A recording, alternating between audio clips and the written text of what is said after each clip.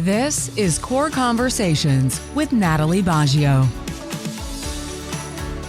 Welcome to Core Conversations with Natalie Baggio, and today I'm being joined with Pat Moody to continue his story. They take me in, they get me all prepped and everything. I'm in the pre-surgery, I don't know what they call it, and the whole team, they've shaved every hair in my body, get me all prepped and everything. And then the anesthesiologist comes in and he goes, "Where's the final blood report?" And they hadn't, the nurse who was supposed to come in and take that early that morning, they had come in and taken my vitals, but they had not taken a blood sample. And he says, "I need the latest." And so they had to step down for a second and take a sample and rush it to the lab. And then they came back and he goes, "Potassium level's too high. We're not going to do this. It could be lethal for you. You only have one kidney." I was born with one kidney. Oh, okay. And which is another whole interesting story. They said, we can't do this surgery today because it could be, it could kill you with this, potassium level. And so Dr. Dixon agreed. He said, "Yep, go home, get your potassium level down, and I'm like, "Well, help me understand. Where did it come from?" He goes, "Well, different things cause, foods cause those types of issues." And I said, he said, green beans have very high potassium or whatever, and I said, "Well, now you tell me." "Yeah, I ate a bunch of green beans last night the previous day, for my dinner. You're in the hospital." And he goes, "That wouldn't have spiked it, Pat." He said, "You could have eaten every green bean in this building and it wouldn't have caused, the issue that you're looking at right now." So anyway, they said, "Go home," and, so now I'm like, all right, well, what do I do? How do I resolve this? So they gave me all the instructions on what to do. And I guess the standard daily intake is supposed to be no more than 2,000 units or whatever, And so they said, "We want you on controlled diet." Yeah. So they said no more than 1,000. So I said, "Man, I'm not even going to do that." So I was well under that, and so now we're all the way up to March, and they finally got the test back, and they said, "All right, you succeeded in getting the potassium level down. Now we can schedule the surgery again." So now it's all the way up to March 17th. So perfect. Another holiday called St. Patrick's Day. I ain't no saint, but my name is Patrick. Yeah. So that's when they did the surgery, and we went through the whole thing, reshaved and all the warm up and everything, and they did the surgery, and it was just outstanding. They did a magnificent job. Great. And how long were you in the ICU recovering after the surgery? Well, the surgery itself, I think, was like 7 hours or something like that. It was a long time. And I was, so I went into the ICU at somewhere around 4 or 5 o'clock in the afternoon that day.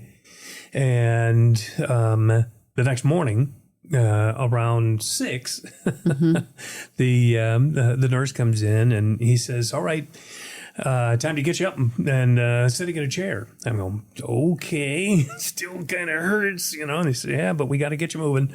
So got me into a chair, and I said, "All right, this was good." So sat in the chair for about 2 or 3 hours, just chatting and chilling. And then he says, he comes in and he goes, "You ready to go for a walk?" Yeah. I said, "A walk?"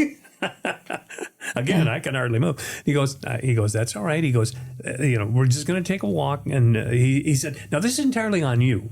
They have the large walker thing, and I've got a picture that we can show, of me. And that walking was day down one after your surgery. Yeah. Right. This is less than 12 hours after the surgery. It's amazing after you go through a really large surgery how important it is to get up in a chair and start walking. Yes.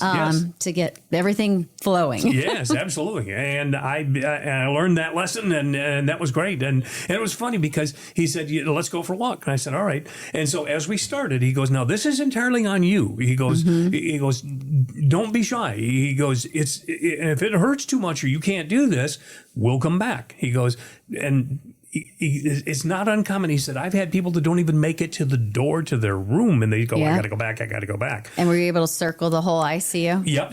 So he goes, we're going to walk the hall here, you know, and of course there's cut points where you can cut it in half, you know, and so forth. And but we did a whole loop, and he said, we're back at the room. He said, of course I wasn't paying attention. I'm just trying to focus on walking and talking and just chatting with him. And I think it was Joe, is it? Effa? Yeah. Yeah. Joe was just magnificent. He was just superb as an ICU nurse. Yeah. And asked me all kinds of questions, keeping my mind off of, you know, whatever pain might be and so forth. And he said, we're back at the room. He goes, do you want to keep going or do you want to go back to, you know, sit in the chair? I said, well, if you ain't got anything going, I don't have anything going. Let's keep going. So we did a second lap. And we're back at the door, and he goes, what do you think? I said, you want to go another lap? So we did 3 laps. Wow. And he was just like, Day one. Now, I don't know if he was blowing smoke or not, but he goes, holy cow. He goes, I don't think, in all my years at the ICU, he goes, I don't recall anybody ever doing a full 3 laps on their very first walk. And that's a large ICU. It is. It's not a small lap. I mean, it was, I don't know, it was probably taking us 15 minutes or so. I don't know if it was that long, but it certainly, you know.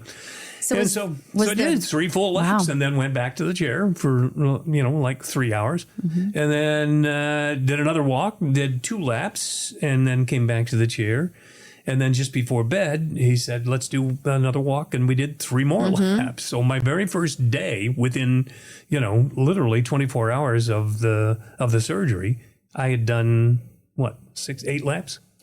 So when was your discharge date? How many days after? You know, I honestly can't recall now. It wasn't too many days. Yeah. From ICU, I was only in maybe 1 or 2 more days in ICU. And then they took me to a regular room, you know, just, you know. Right.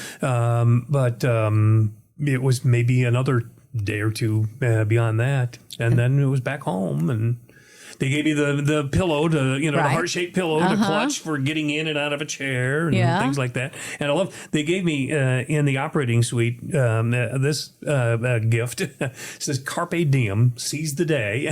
And it's got my name information on the back. And they actually put that in my hand when I went in for the surgery.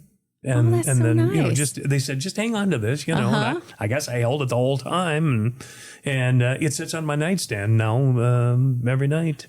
Very nice. We have someone that anonymously paints those rocks and puts them around the hospital. Fantastic. For us to give to leaders, team members, and patients. Yeah.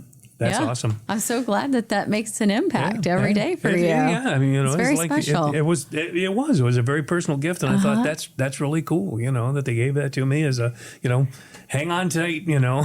Yeah. Your ride is getting rough here for a little bit, but seize the day. So then what was your recovery like once you were discharged from the hospital? You know, I was really worried because my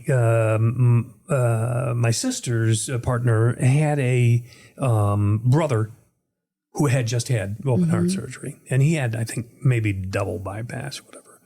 And they were just telling horror stories. You know, he's in constant pain, and they told him to get one of those recliners where it will eject you from the chair. It'll stand, you know, you push a button and it will stand you up and so forth. And I said, I literally don't have room for that. I'd have to, you know, change the whole unit around in her condo to do something like that. But nobody else had said you need to do something like that, you know. And he said just be very careful, and you know, don't push with your arms when you go to get up and so forth, because you got to keep the stress and strain off of that surgical, you know, incision. Incision. There you go. That's the proper word. Thank you, nurse. To protect that. Yeah.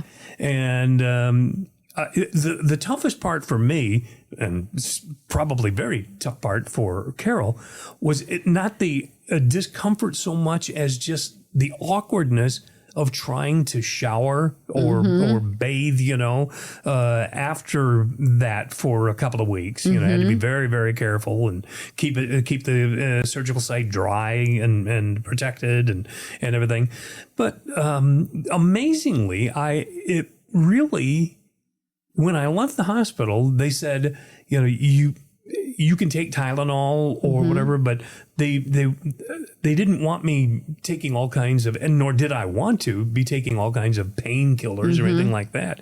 Even when I was in my regular room after the ICU, I said, I don't need any pain medication. This, there's some pain there, but I'm going to gut through it. I don't want to be taking all kinds of, because I hear the horror stories of people getting hooked on stuff, And so I said, I just lived without it. And I didn't even take Tylenol when I was back home. Wow. It was just, and there were occasional points where you go, ow, and of course the toughest part was any sneeze or cough, right.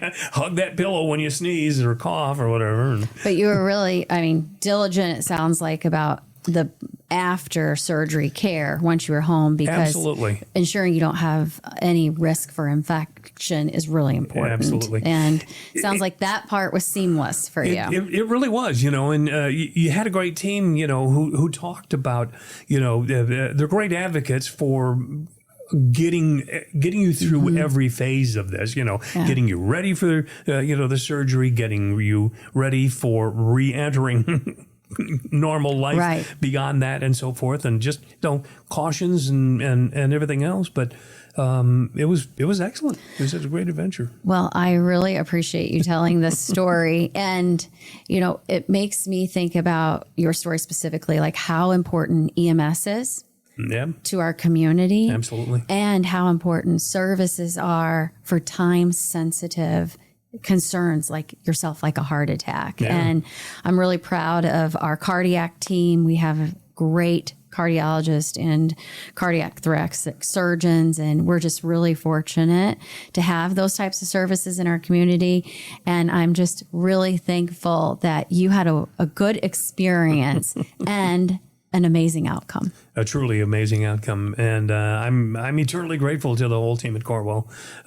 Everybody was just magnificent. They just so caring and always asking, can I get you anything, whatever, and it was wild. Your team also about several months later, the foot became infected again, for some reason, and I had to go for 6 weeks of to the wound clinic. Yes. Yeah. No, not to the wound. Okay. I would go to the wound clinic, but I had to go to the Marie Yeager Cancer Center. Infusion clinic. For the infusion clinic to get daily antibiotic treatment. And so what they had done was they had for my surgery, they had put a PICC line in my arm to for all of the infusions and everything, and they didn't want to do that again, fearful for my one kidney and so forth, and they actually inserted. I had to go into the surgery center again, and they went right into my jugular vein on the right side and put in a dual line there for these infusions. Something more permanent. And the people at the infusion center were just magnificent, because I had to go there every single day. And they would ask me every time, can we get you something to drink? Can we get you a warm blanket or whatever? And I just felt, I said, I'm surrounded by these people that are trying to battle cancer, and save the resources for people who really need it. I'm here for 90 minutes and then I'm going on my way. I drive myself here. I drive myself home, Save the resources for the people who really need it. I don't need, a free cup of coffee or whatever, I'm good. Thank you very much. But they were just magnificent people. Yeah. Well, thank you for sharing that as well. And I agree. We have a really great team at the infusion clinic. Yep. So. Very much so. Thank you for sharing your story, and thank you for seize the day. Yes. Thank you for joining us today on Core Conversations. The guest featured in this episode of Core Conversations with Natalie Baggio is both a Corewell Health patient and an employee of Midwest Family Marketing and Media, the company producing this podcast. Corewell Health also advertises on Midwest Family Marketing and Media radio stations, including the guest's show, Moody on the Market. Pat Moody, the guest, did not receive any direct payment for his story and appearance on the podcast.